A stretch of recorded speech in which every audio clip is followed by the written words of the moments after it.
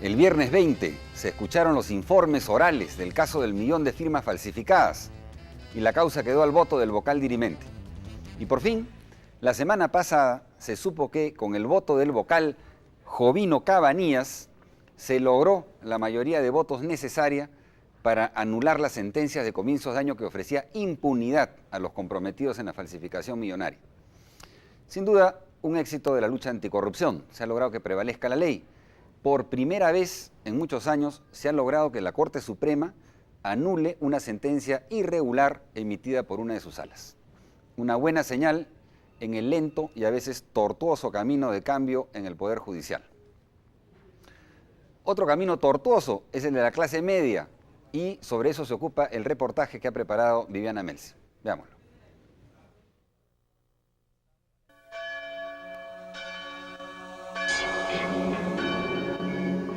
Hombres y mujeres del Perú, estamos hoy reunidos para recordar a quien en vida fuera la tantas veces estrujada, traqueteada, pero no por esto menos digna, clase media.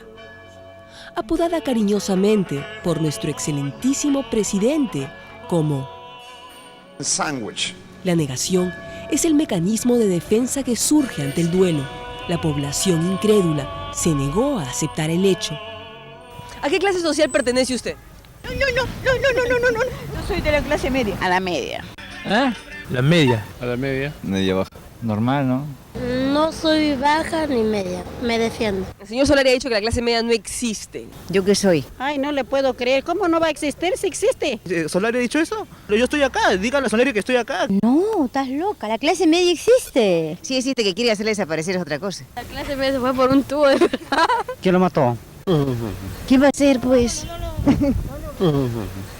El gobierno. No sé. El mismo gobierno. ¿Qué gobierno? No, ando viviendo así, con la risa en la cara y feliz y por dentro muriéndome de hambre. Así. En el país la clase media es prácticamente ya inexistente, ¿no? Hemos llegado a 18% y a este paso vamos a terminar por debajo de la popularidad del presidente. ¿Qué más da que el pueblo y los especialistas digan que sí existen 3,5 millones de peruanos? Ellos no existen, son ficticios. Porque si el gobierno lo anunció, debe de ser cierto. La fúnebre noticia llegó de un Orondo Parcas, el respetabilísimo y muy robusto Dr. Solari. Casualmente hoy día en el Perú no hay clase media. Las medidas están dirigidas a las personas de mayores niveles de consumo. Pero recordémosla en este luctuoso momento. La clase media, con sus altos y sus bajos, ha sido gestora en el Perú y el mundo de grandes logros. Si no, pregúntenle a Fernando de la Rúa en Argentina.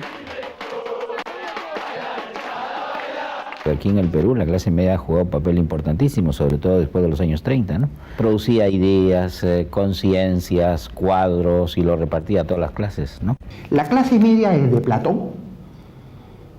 Es quien soporta y da sustento a una sociedad. Porque la clase media no es sujeto de prebendas, de regalos minúsculos como el sector marginal. No vive de migajas. No vive de migajas, exactamente. Ni tampoco cae por el poder, por la corrupción tan fácilmente, como sucede en muchos casos con una clase pseudo dirigente. En el caso de Fujimori fue el sector que comenzó a tener una posición más crítica, porque no olvidemos que quienes votaban más por Fujimori eran los de clase muy alta, que se beneficiaban con muchas de las políticas, y los de sectores muy pobres.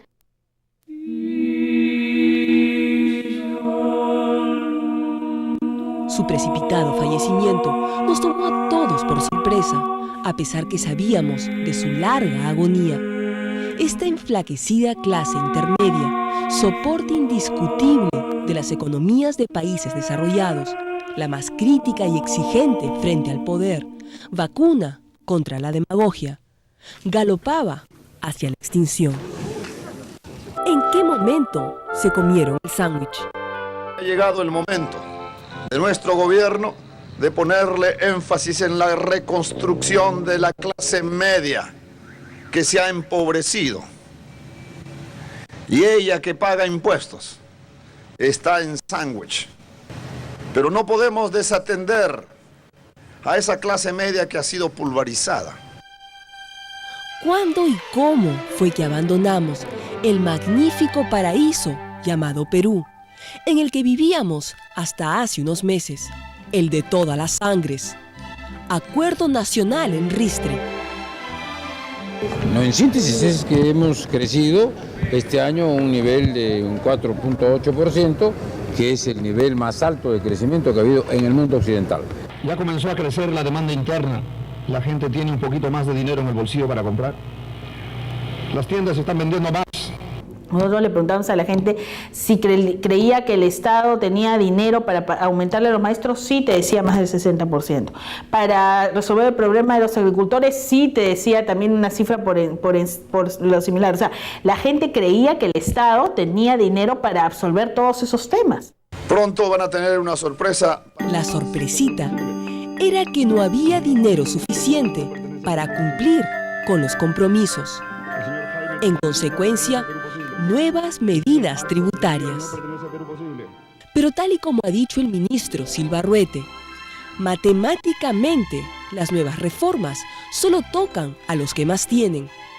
Está científicamente comprobado que él nunca se equivoca, porque según las rigurosas e iluminadoras estadísticas que presentó en su mensaje a la nación, está probado, por ejemplo, que los que más tienen viajan por el Perú en ómnibus interprovincial.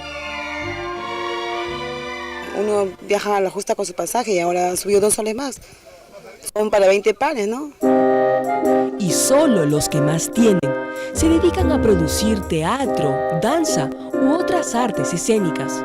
Y por supuesto, solo los privilegiados tienen derecho a disfrutar de estos espectáculos. Sabemos que la Sinfónica Nacional tiene violines rotos que no se pueden arreglar, pianos desafinados, y sin embargo le pone un impuesto a la Sinfónica Nacional. ¿Qué le puede dar al gobierno? ¿Qué le puede dar al erario, al Estado? El teatro lo mismo. ¿El teatro cuáles teatros?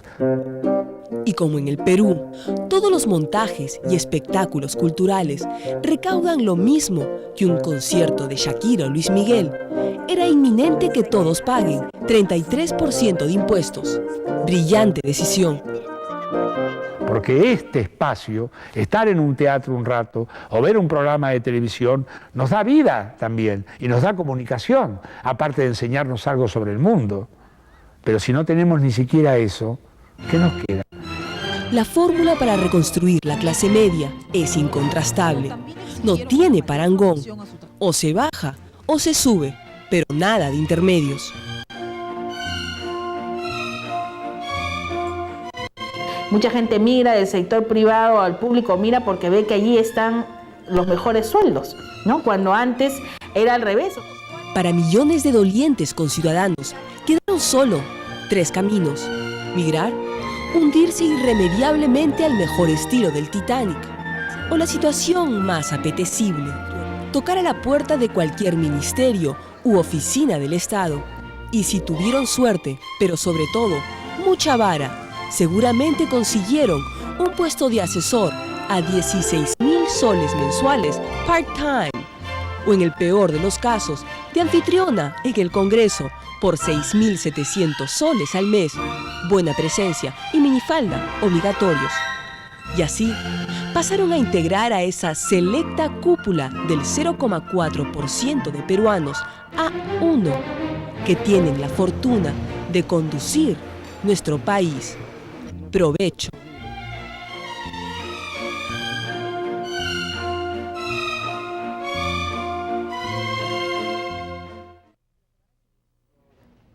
Bueno, en la dolida clase media seguramente somos tan pocos los sobrevivientes como los del Titanic. Esperemos que las medidas económicas que siguen en debate sean un salvavidas y no un lastre definitivo. Tenemos aquí varios libros que quisiera mostrarles porque realmente valen la pena. Este primero de Coletta Youngers, Violencia Política y Sociedad Civil en el Perú, Historia de la Coordinadora Nacional de Derechos Humanos. El libro recorre la historia política del Perú en los últimos 30 años, con información de primera mano, y tiene como centro y referente justamente la historia de la Coordinadora Nacional de Derechos Humanos. Es realmente de información ineludible, una lectura indispensable. Bueno, este segundo, de Manuel Piqueras, acaba de salir, Solidaridad frente a homicidio. Bueno, este título ha generado confusiones. Alguna gente que dice, ¿cómo? Solidaridad frente al homicidio, ¿no? O ante el homicidio. No. Es la oposición entre solidaridad y homicidio. Es una reflexión, en realidad, profunda sobre la violencia, con raíces en nuestra historia reciente, particularmente de la zona de Ayacuchos. Como el libro lo dice, es un ensayo, o son ensayos sobre la no violencia militante en el siglo XXI. Hay además un comentario breve de Jimmy Carter, al comienzo del libro, que invita a leerlo. Dice, con ternura poética, Manuel Piqueras explora las consecuencias del horror social de la violencia que aflige hoy en día a la sociedad mundial. Dice, es un elocuente argumento de la no violencia, como una respuesta perfectamente analizada y reflexionada. Jimmy Carter, expresidente de Estados Unidos y Premio Nobel de la Paz. Y finalmente Una mirada a la verdad, producido por el Consejería en Proyectos. Es una interesante publicación con percepciones de la población de Huancavelica sobre la Comisión de la Verdad y Reconciliación, ¿no? Un aporte al trabajo de la Comisión de la Verdad y para que las poblaciones afectadas no dejen de ser escuchadas una vez que la Comisión concluya sus labores. Por último, les anunciamos que mañana lunes, a partir de las 9:30 de la mañana, se inaugura en el Congreso de la República el foro Tambo Grande y sus alternativas. El presidente de la región Piura inaugurará el seminario que se ocupa del impacto económico, social y ambiental negativo del proyecto de explotación minera en la zona. Bueno, eso fue todo por hoy. Una vez más, muchas gracias por su preferencia. Los esperamos sin rodeos el próximo domingo. Que pasen un buen día.